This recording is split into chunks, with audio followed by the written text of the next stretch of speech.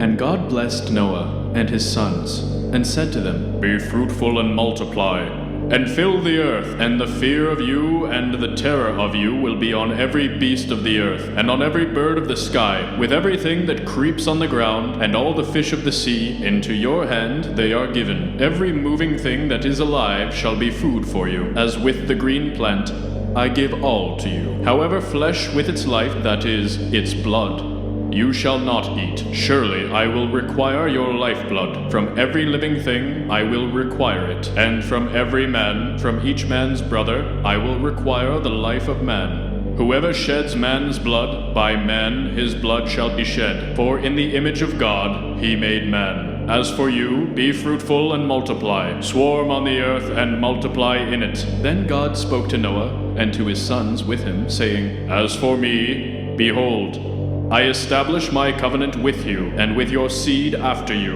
and with every living creature that is with you, the birds, the cattle, and every beast of the earth with you.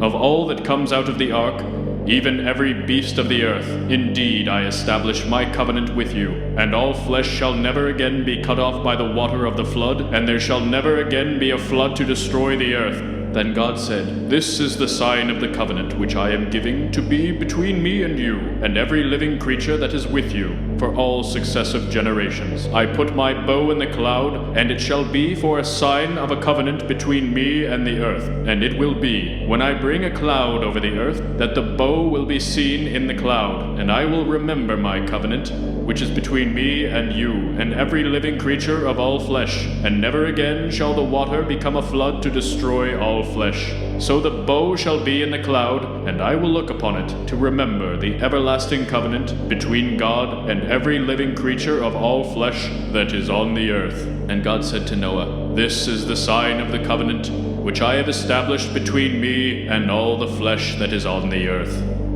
Now the sons of Noah, who went out of the ark, were Shem and Ham and Japheth. And Ham was the father of Canaan. These three were the sons of Noah, and from these the whole earth was scattered abroad. Then Noah began to be a man of the land, and planted a vineyard, and he drank of the wine, and became drunk, and uncovered himself inside his tent. Then Ham, the father of Canaan, saw the nakedness of his father, and told his two brothers outside. But Shem and Japheth took the garment, and laid it upon both their shoulders, and walked backwards, and covered the nakedness of their father. And their faces were turned backward, so that they did not see their father's nakedness. Then Noah awoke from his wine, and he knew what his youngest son had done to him. So he said, Cursed be Canaan, a servant of servants he shall be to his brothers. And he said, Blessed be the Lord, the God of Shem, and let Canaan be his servant. May God enlarge Japheth, and let him dwell in the tents of Shem, and let Canaan be his servant. And Noah lived 350 years after the flood. So all the days of Noah were 950 years, and he died. Now these are the generations of Shem, Ham, and Japheth, the sons of Noah, and sons were born to them after the flood. The sons of Japheth were Gomer, and Magog, and Madai, and Javan, and Tubal, and Meshech, and Teras. The sons of Gomer were Ashkenaz, and Riphath, and Togarmah. The sons of Javan were Elisha, and Tarshish, Kittim, and Dodanim. From these the coastlands of the nations were separated into their lands, every one according to his tongue, according to their families, into their nations. The sons of Ham were Cush, and Mizraim, and Put, and Canaan. The sons of Cush were Seba, and Havilah, and Sabta, and Ramah, and Sabteca. And the sons of Ramah were Sheba, and Dedan. Now Cush was the father of Nimrod. He began to be a mighty one on the earth. He was a mighty hunter before God. Therefore it is said, like Nimrod, a mighty hunter before God. The beginning of his kingdom was Babel, and Erech, and Akkad, and Calneh, in the land of Shinar. From that land he went out to Assyria, and built Nineveh, and Rehoboth-ir, and Calah, and Rezin, between Nineveh and Calah. That is the great city. Mizraim was the father of Ludim, and Anamim, and Lehabim, and Naphtuhim, and Pathrusim, and Kasulhim, from whom came the Philistines, and Caphtorim. Canaan was the father of Sidon, his firstborn. and Heth, and the Jebusite, and the Amorite, and the Girgashite, and the Hivite, and the Arkite, and the Sinite, and the Arvadite, and the Zemarite, and the Hamathite, and afterward the families of the Canaanite were scattered. The border of the Canaanite extended from Sidon, as you go toward Gerar, as far as Gaza, as you go toward Sodom and Gomorrah, and Admah, and Zeboim, as far as Lasha. These are the sons of Ham, according to their families, according to their tongues, by their lands, by their nations. Also to Shem, the father of all the children of Eber, and the older brother of Japheth, children were born. The sons of Shem were Elam, and Ashur, and Arpachshad, and Lud, and Aram. The sons of Aram were Uz, and Hul, and Gether, and Mash. Arpachshad was the father of Shelah, and Shelah was the father of Eber. Now 2 sons were born to Eber. The name of the one was Peleg, for in his days the earth was divided, and his brother's name was Joktan. And Joktan was the father of Almadad, and Shelef, and Hazarmaveth, and Jerah, and Hadaram, and Uzal, and Dikla, and Obal, and Abimael, and Sheba, and Ophir, and Havilah, and Jobab. All these were the sons of Joktan. Now their settlement extended from Mesha, as you go toward Sephar, the hill country of the east. These are the sons of Shem, according to their families, according to their tongues, by their lands, according to their nations. These are the families of the sons of Noah, according to their generations, by their nations. And out of these the nations were separated on the earth after the flood.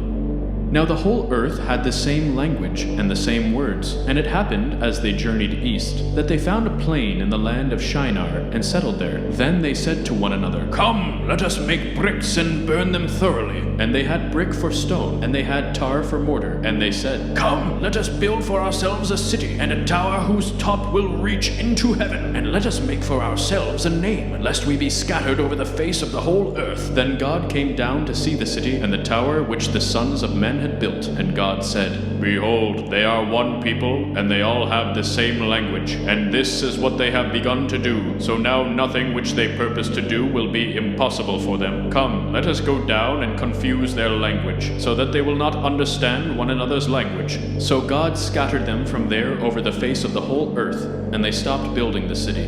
Therefore its name was called Babel, because there God confused the language of the whole earth, and from there God scattered them over the face of the whole earth. These are the generations of Shem. Shem was 100 years old, and became the father of Arpachshad 2 years after the flood. And Shem lived 500 years after he became the father of Arpachshad, and he became the father of other sons and daughters. And Arpachshad lived 35 years, and became the father of Shelah. And Arpachshad lived 403 years after he became the father of Shelah, and he became the father of other sons and daughters. And Shelah lived 30 years, and became the father of Eber. And Shelah lived 403 years after he became the father of Eber, and he became the father of other sons and daughters. And Eber lived 34 years, and became the father of Peleg. And Eber lived 430 years after he became the father of Peleg, and he became the father of other sons and daughters. And Peleg lived 30 years, and became the father of Reu. And Peleg lived 209 years after he became the father of Reu, and he became the father of other sons and daughters. And Reu lived 32 years, and became the father of Serug. And Reu lived 207 years after he became the father of Serug, and he became the father of other sons and daughters. And Serug lived 30 years, and became the father of Nahor. And Serug lived 200 years after he became the father of Nahor, and he became the father of other sons and daughters. Nahor lived 29 years, and became the father of Terah. And Nahor lived 119 years after he became the father of Terah, and he became the father of other sons and daughters. And Terah lived 70 years, and became the father of Abram, Nahor, and Haran.